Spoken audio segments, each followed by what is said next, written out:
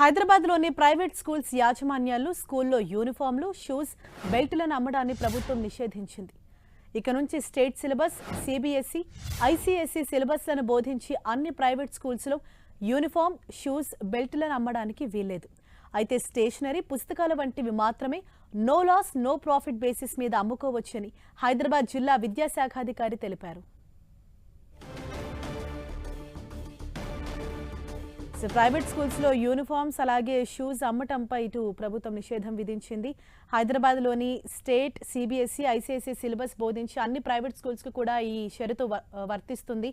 Uniform, షూస్తో పాటు బెల్టులు అమ్మడం పైన కూడా నిషేధం విధించింది. అయితే ఇటు స్టేషనరీ, పుస్తకాలను మాత్రం no loss no profit basis పై అమ్ముకోవచ్చని షరతు విధించింది. మరింత సమాచారంతో మా ప్రతినిధి కిరణ్ మనకు అందుబాటులో ఉన్నారు. కిరణ్, హరీష, మరికొద్ది రోజుల్లో 2024-25 సంబంధించిన విద్యా సంవత్సరం ప్రారంభమవుతున్న నేపథ్యంలో ప్రైవేటు పాఠశాలకు సంబంధించి కూడా కొన్ని నియమ నిబంధనలను పెట్టింది విద్యాశాఖ. అందులో భాగంగా ఎందుకంటే గడిచిన కొన్నేళ్లుగా ఇటు ప్రైవేటు స్కూళ్ళకు సంబంధించి కూడా ఇటు పుస్తకాలతో పాటు బెల్టులు వివిధ సంబంధించి కూడా ఇష్టారాజ్యంగా దోపిడీ చేస్తున్న నేపథ్యంలో కూడా వాటిని కట్టడి చేసే ప్రయత్నంలో భాగంగా ఇక ఆ స్కూళ్ళకి సంబంధించి యూనిఫామ్, షూస్ అమ్మకం మీద నిషేధం పెట్టింది. దీనికి సంబంధించి కూడా ఒక సర్కులర్ కూడా జారీ చేయడం జరిగింది. స్టేషనరీ, పుస్తకాలు అదేవిధంగా no loss no profit base కింద కూడా అమ్ముకోవచ్చు అని చెప్పింది. ఇక వీటికి సంబంధించి ఎందుకంటే ఇక ఇటు విద్యా సంవత్సరం ఎక్కడైతే ప్రారంభమవుతుందో అప్పటి నుంచి కూడా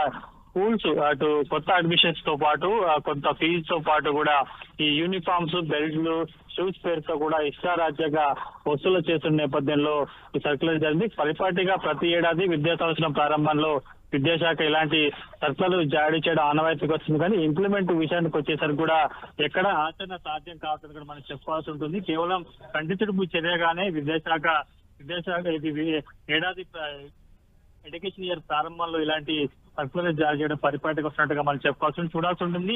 ఈ ఏడాదైనా ప్రైవేటు స్కూల్స్ అవి ఎందుకంటే ఇప్పటికే ముక్కుపిండి ఇటు కొత్త సంబంధించిన విద్యార్థులకు సంబంధించిన కావచ్చు, లేకపోతే వివిధ తరగతులకు సంబంధించి కూడా స్కూల్ ఫీజుల విషయంలో కూడా ఎక్కడ కొంత వాళ్ళు ఏవ నిబంధనలు పాటించకుండా ఇష్టారాజ్యంగా వసూలు చేస్తున్నారు. కాబట్టి ప్రస్తుతానికి ఈ సర్కులర్ అనేది ప్రైవేటు స్కూల్ సంబంధించి ఎట్లా ఇంప్లిమెంట్ అవుతుంది, దీనికి సంబంధించి ఉన్నతాధికారులు ఏ విధంగా రియాక్ట్ తీసుకుంటారో పాటించకపోతారనేది చూడాల్సి ఉంటుంది.